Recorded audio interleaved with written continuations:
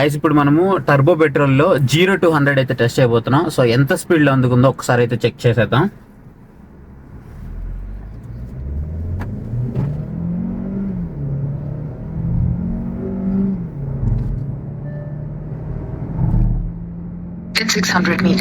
Hi guys, welcome back to the channel. So ఇప్పుడు వచ్చేసి మనము బెంగళూరులో అయితే ఉన్నాము. ఎందుకున్నాము అంటే కియా సెల్టోస్. దీన్ని మనం ఇప్పుడు ఫేస్ లిఫ్ట్ అనాలా లేకపోతే న్యూ వేరియంట్ అనాలా, చాలా మందికి కన్ఫ్యూజన్స్ అయితే ఉన్నాయి.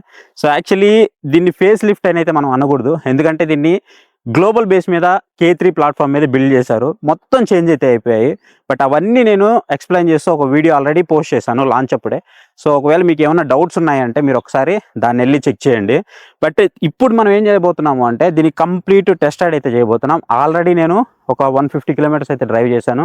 అండ్ ఈ చిన్న చిన్న టెరైన్స్ మీకు ఇక్కడ కనిపిస్తూనే ఉన్నాయి, కొండలు గొట్టలు కనిపిస్తున్నాయి అనమాట. ఆల్రెడీ కొట్టేశాము. సో ఇప్పుడు సస్పెన్షన్ ఎలా ఉంది ఏంటి అండ్ దీంట్లో మోడల్స్ ఎలా ఉన్నాయి ఏంటి అనేది ఎవ్రీథింగ్ మాట్లాడదాం. ఫస్ట్ దీంట్లో వచ్చేటప్పటికి మీకు 4 మోడల్స్ అయితే కనిపిస్తూ ఉంటాయి.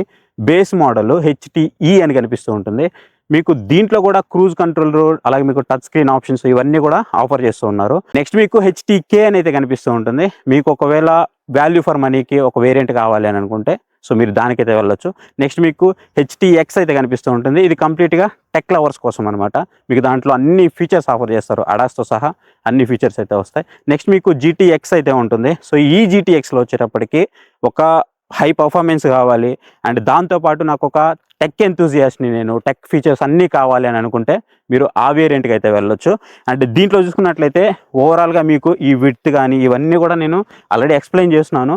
మీకు ఓవరాల్గా కొంచెం ఒకసారి ఎక్స్ప్లెయిన్ చేస్తాను. ఇది K3 ప్లాట్ఫామ్ మీద గ్లోబల్గా బిల్డ్ చేశారు కాబట్టి మీకు ఒక కంప్లీట్ కొత్త లుక్లో అయితే కనిపిస్తూ ఉంటుంది.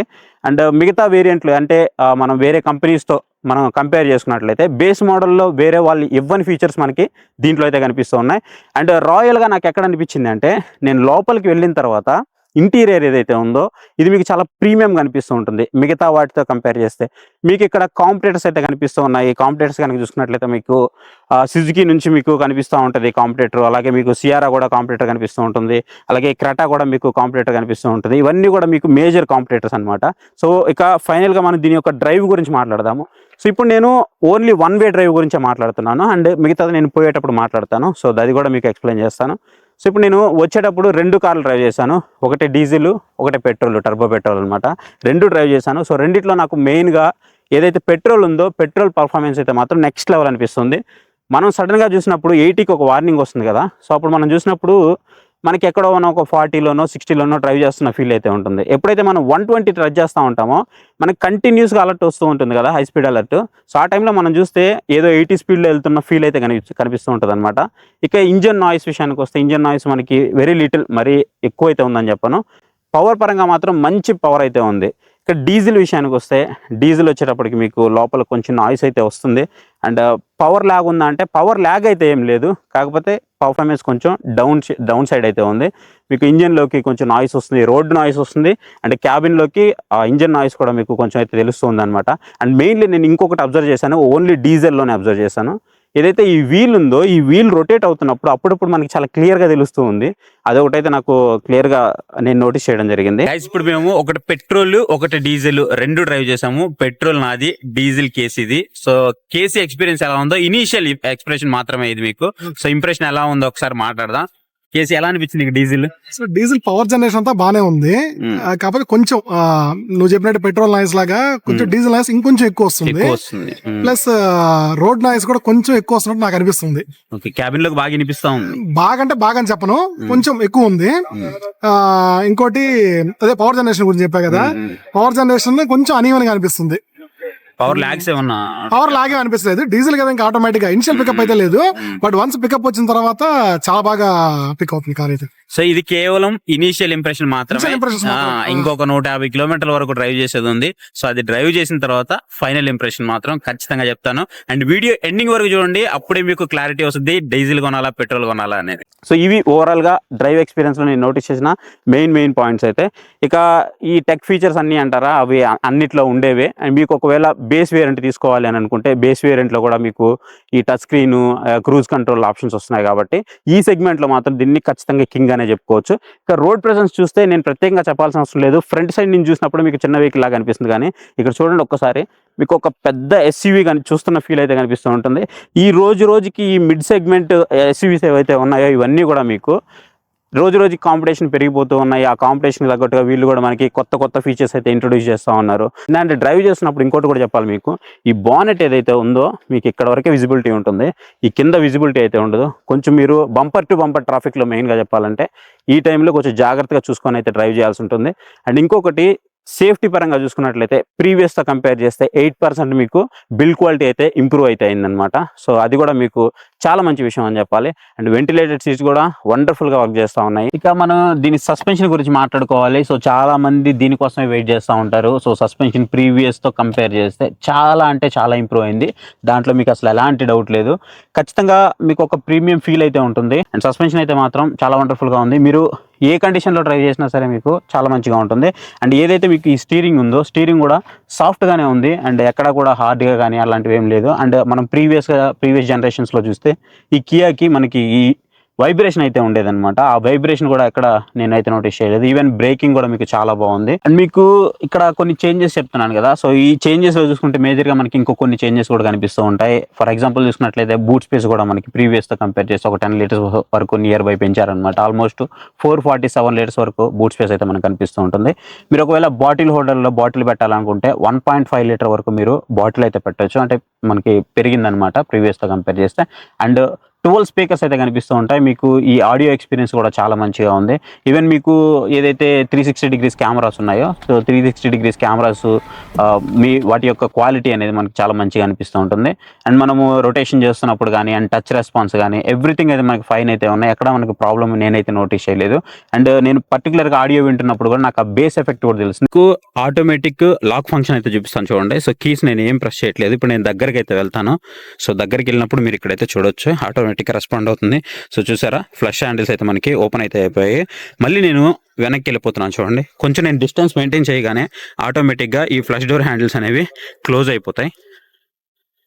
సో అయిపోయాయి చూసారా. ఇప్పుడు నేను మీకు జూమ్ చేసి చూపిస్తాను చూడండి. సో చూసారా, ఇలా మనకి క్లోజ్ అయితే అయిపోతాయి. సో వచ్చేసి కూడా మాకు ఎంత డిస్టెన్స్ ఉంది అని అంటే, సో నేను దగ్గరికి ఆల్మోస్ట్ 1.5 మీటర్ దగ్గరికి వెళ్ళిన తర్వాత నాకు ఆటోమేటిక్గా యాక్టివేట్ అవుతుంది.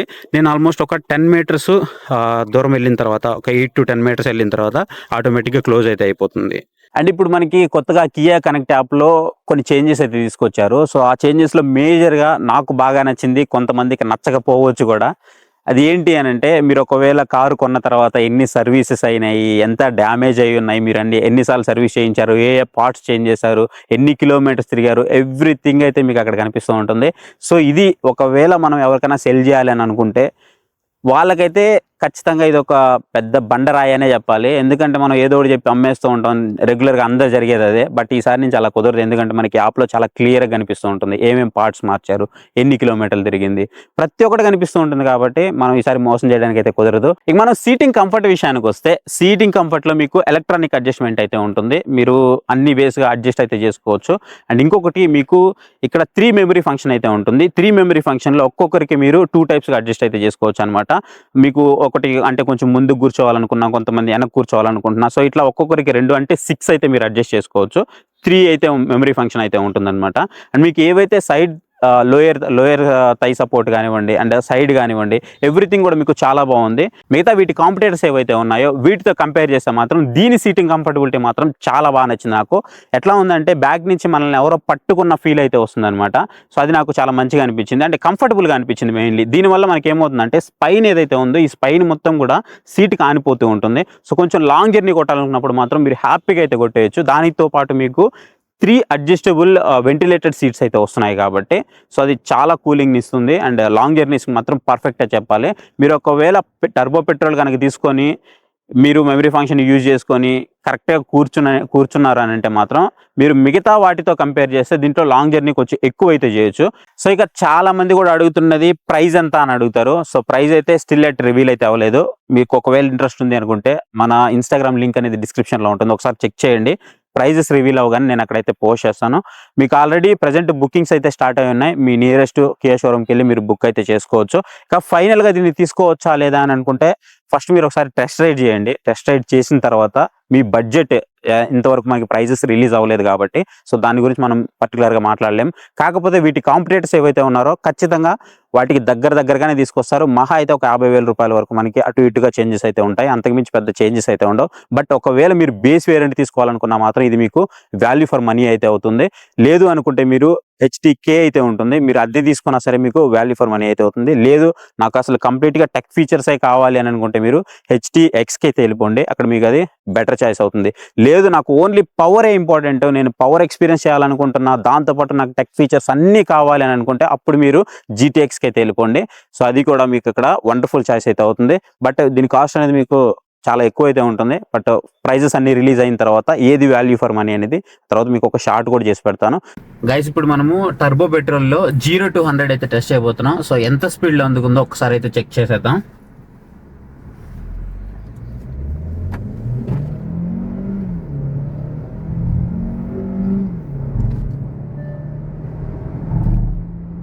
In 600 meters. సో గైస్ చూసారు కదా 0 to 100 మనకి కేవలం 9 సెకండ్స్ లోనే అందుకుంది. సో టర్బో పెట్రోల్ కదా, పవర్ అయితే మాత్రం చాలా బాగుంది. అసలు ఎలా లేస్తుందంటే పవర్ మాత్రం మీకు 9 సెకండ్స్ అంటే మామూలు విషయం కాదు, చాలా ఫాస్ట్ గా అయితే అందుకుంది. ఒకసారి డీజిల్ మీద కూడా ట్రై చేద్దాం, వీలైతే డీజిల్ మీద కూడా ట్రై చేస్తాను. ఇప్పుడు నేను డ్రైవ్ చేస్తుంది వచ్చేటప్పటికి టర్బో పెట్రోల్ అన్నమాట. కేవలం 9 సెకండ్స్ లో మాత్రం చాలా మంచి స్పీడ్ అయితే అందుకుంది.